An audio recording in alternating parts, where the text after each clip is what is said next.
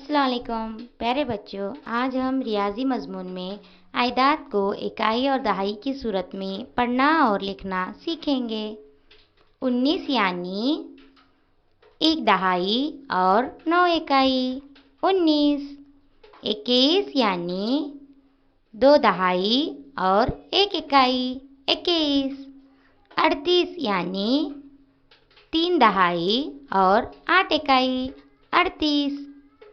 70 यानी 7 दहाई और 0 इकाई 70।